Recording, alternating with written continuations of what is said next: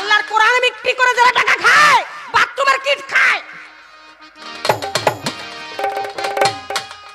আমাদের সমাজে এরকম অনেক বড় বড় বক্তা আছে। আমাদের তাহেরি ভাই কত সুন্দর ওয়াজ করে, যাইয়া পকেটের টাকা আরো দিয়ে আসে, নিব তো দূরের কথা, দেখেছি টাকা আরো দিয়ে আসে।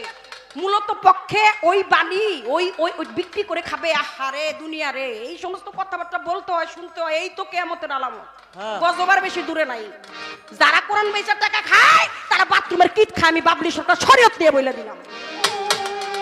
মানুষ পাপকে ঘৃণা করো, পাপি কিনা। আপনি যদি ধর্মের একটা কাজ নিয়ে অবমাননা করেন ধর্মকে, আপনি ধর্ম না মানেন, ধর্মর নাম দিয়ে আপনি অধর্ম কাজ করেন, আপনার কেউ না করবে? আপনার ধর্মের দোষ হতে পারে? হ্যাঁ, এনা আমি একটা ভাব ধরে, মানে আপনি একটা ভাব ধরে রয়ে তারপরে হলো গিয়া যা খুশি তাই করতেছেন। আপনি এটা আপনার ব্যক্তিগত ব্যাপার, এটা ধর্ম আসতে পারে না কোথাও, কোনোটা না।